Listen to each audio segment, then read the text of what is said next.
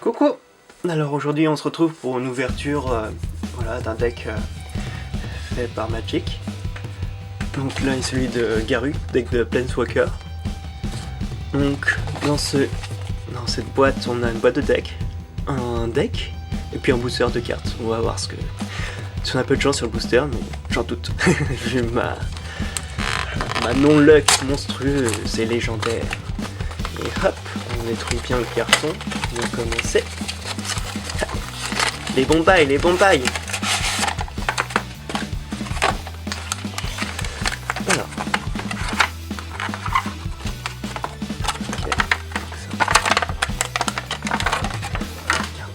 Donc là, je vais une boîte en carton en fait. Rien de spécial. Donc là, on a notre booster. Édition 2021. Ok. Dessus, qu'est-ce qu'on a? Oh! Ah non. C'est de la promo, je suppose. Ah, c'est pour vous expliquer, voilà. On va voir ce qu'il y a sur la carte promo. C'est une espèce de héros qui vous donne des avantages. Ok. Une carte, ok, pour... Voilà. Voilà, les différentes phases d'un tour. Incroyable. Oh, cette fois-ci j'y suis arrivé. Donc, c'est parti. Donc là, c'est va être... On est sur du vert, un deck de vert pur. On va s'attendre à des gros tons. Ce que ça donne. Alors, nous avons donc 4 rares. Comme d'habitude. Ensuite, tout.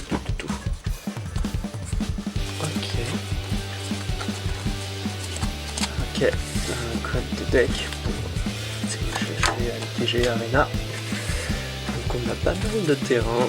Bon, les terrains c'est comme l'autre édition qu'on a vu il y a pas longtemps. Ok, donc là on a un terrain de base avec une version alternative. Plutôt sympa.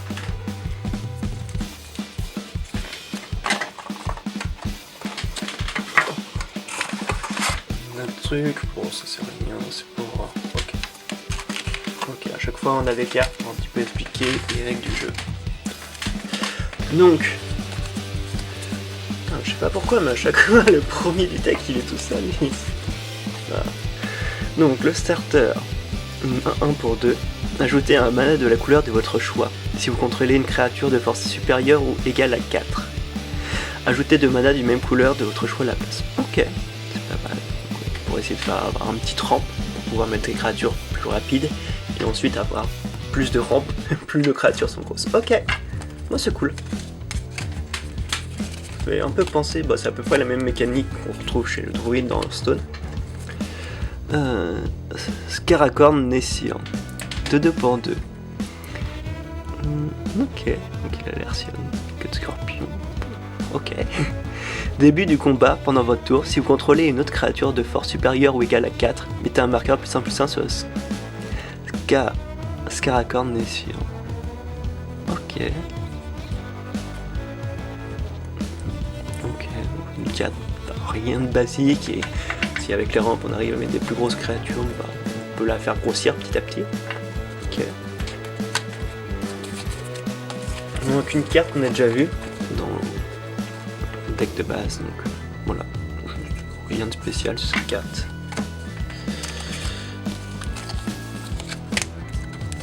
Alors, nous avons un Tyrannodon somnolent, 3/3 pour 2. D'accord. C'est pour ça qu'elle a des stats plus élevés. Défenseur. Tant que vous contrôlez une créature de force supérieure ou égale à 4, le Tyrannodon somnolent peut attaquer, comme s'il n'avait pas le défenseur. Ok, donc ça on peut le mettre au début pour un petit peu bloquer les attaques ennemies. Et puis après l'utiliser si on arrive à mettre les grosses créatures après. Ok. Pour l'instant on n'a pas vu beaucoup de... voilà, pour l'instant on reste plutôt sur des petits châteaux. Dilophosaure hargneux. Donc une créature de 2 pour 4. Contact mortel. Oh. Ok, donc une toxie. Chaque fois que le Dilophosaure hargneux attaque, si vous contrôlez une créature de force supérieure ou égale à 4, toujours la même mécanique, le Dilophosaure hargneux gagne +2/+2 jusqu'à la fin du tour. Ok. Après je vois pas trop l'intérêt. surtout qu'elle a contact mortel, et on va plutôt l'utiliser ça pour essayer de cibler des grosses créatures et pouvoir les tuer. Donc la booster, surtout qu'elle a contact mortel, à moins pour espérer qu'elle survive, mais sinon ça n'a pas d'intérêt. Petit chaton tout mignon. Alors, 2-1 pour 3.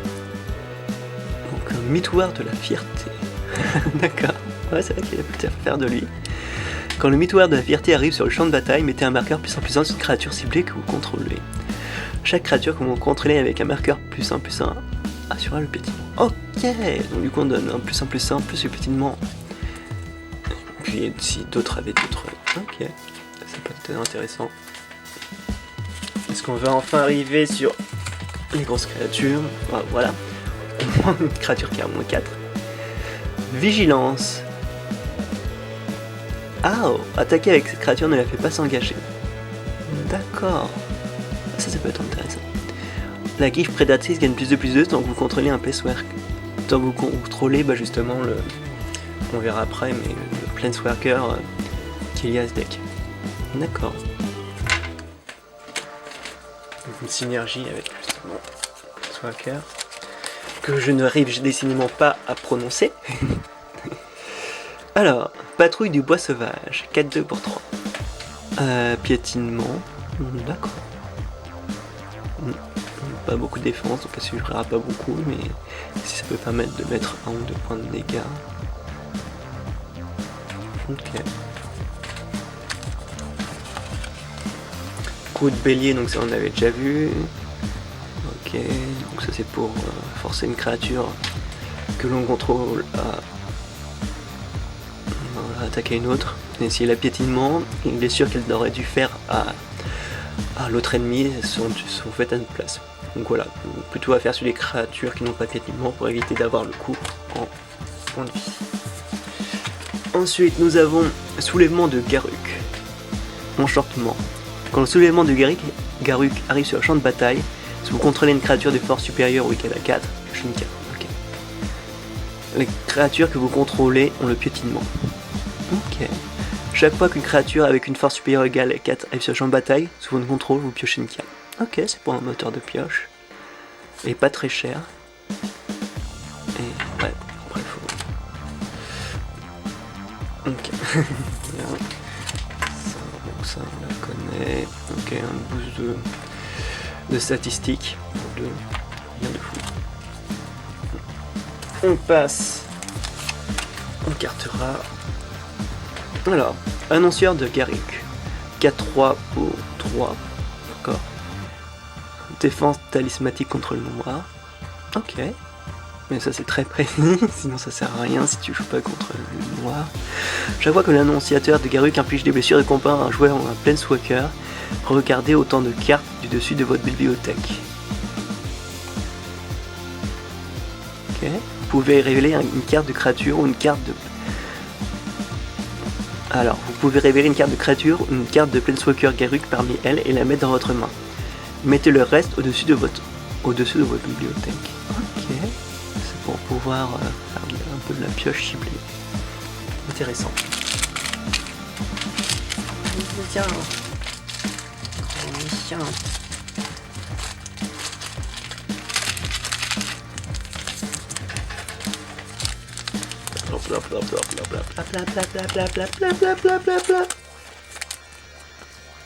Ok. Cool. Ensuite, nous avons Destrier de guerre de Garruk. Une 3-5, dommage qu'il n'ait pas 4. Donc vigilance. Quand le destrier de guerre de Garruk arrive sur le champ de bataille, vous pouvez chercher dans votre bibliothèque et ou votre cimetière une carte appelée Garruk, héros sauvage, la révéler et la mettre dans votre main. Si vous cherchez dans votre bibliothèque de cette manière, mélangez-la.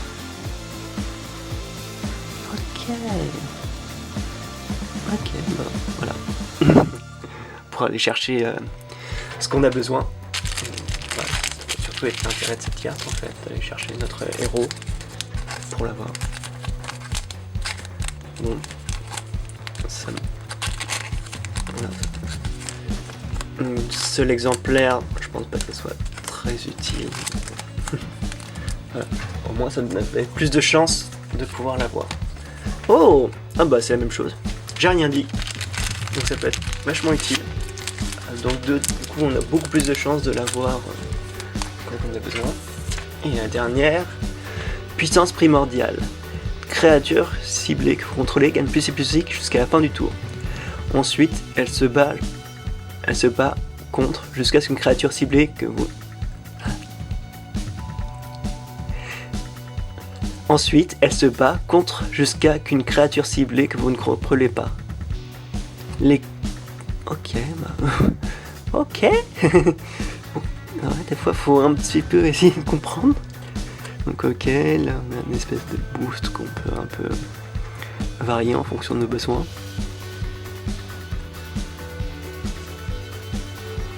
Et ça la fait attaquer contre une créature spécifique. Ok. Donc on part du clean précis.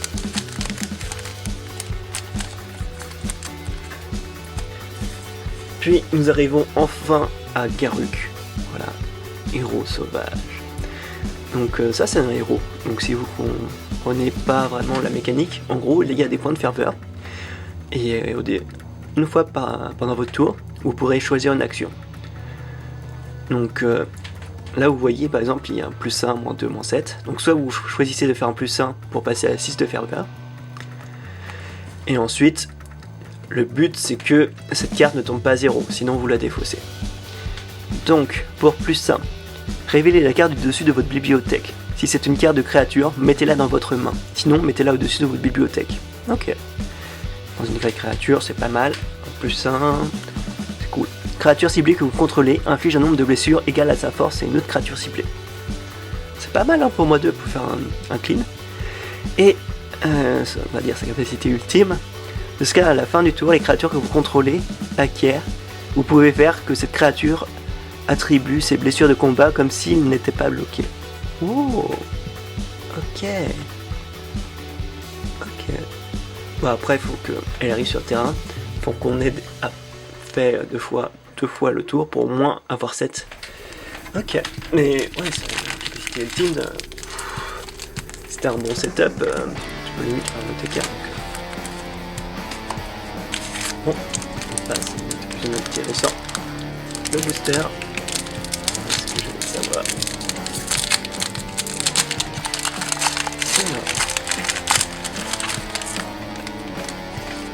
Je vais manger l'histoire de Magic. Oh. Donc une de 2 vigilance, d'accord, créature jeton. Ensuite, voleuse bibliothèque. À chaque fois que la voleuse bibliothèque attaque, piochez une carte. Ok. Voilà. Sacrification infernale. Une pour 2, un enchantement, créature. Créature enchantée gagne plus 2, plus 0. La créature enchantée gagne plus 2, plus 0. Et quand cette créature meurt, piochez une carte. Ok. Telle idée à fleur de mort. Il est trop chou. Avec ses petits champignons sur sa tête. Quand le telle idée à fleur de mort meurt, créez un jeton de créature 1-1 verte sapropionte. Ok. Sagacité du Ranger, une créature ciblée que vous contrôlez gagne plus 1 plus 1 qui a la défense talismatique jusqu'à la fin du tour. Ok. On peut pas être la cible de sort de capacité. Frappe assurée, donc éphémère, créature ciblée gagne plus 3 plus 0, et qui a l'initiative jusqu'à la fin du tour. Sympa. Donc ça, un déni noble, contrecarrer le sort ciblé à moins que son contrôleur ne paie 1. Si vous contrôlez une carte avec le vol, contrecarrer ce sort à moins que son contrôleur ne paie 4 à la place. Ok. Donc, ok. Dans un deck vol ça peut être utile, sinon voilà. Réaction trophée, donc défenseur, ok. Un truc, créature attaquante que vous contrôlez, gagne plus 1 plus 0. Ok, donc un truc pour calmer les agressions. Du dégât. Ok, vol, rien de spécial. Oh, on arrive sur les non communs. Payez 3 points de vie. Jouez à pile ou face. Si vous gagnez, payez 3 points de vie. Jouez à pile ou face. Si vous gagnez 6 points de vie. Ok. De la chance. Ouais. Ok. Pourquoi pas. Un golem. Pour 2, mettez la carte ciblée depuis votre cimetière dessus ou de bibliothèque. Ça peut être très fort. Ouf. Début de votre première phase principale, ajoutez X mana de la couleur de votre choix, exceptant le nombre de reliquaires que vous contrôlez. Oh. Bah, je crois qu'on a pas mal de chats finalement. C'est pas mal. Bah une 5-5 pour vol, initiative, lien de vie, protection contre les démons et contre les dragons. Ok, ça va, c'est pas mal. Ok. Et ensuite nous avons un terrain spécial, les sables verdoyants arrivent sur le champ de bataille engagé. Quand les sables verdoyants arrivent sur le champ de bataille, vous gagnez un point de vie. Ok. Donc un terrain qui peut faire du good. Bon, on a bien chaté, hein. Comme quoi, je suis pas aussi maudit que je voudrais le croire.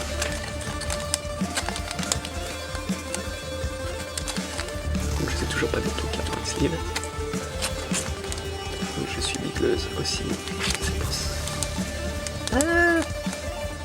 Voilà. Cool. Bon bah, je vais vous laisser sur ça. Bon bah, j'espère que cette ouverture vous aura plu.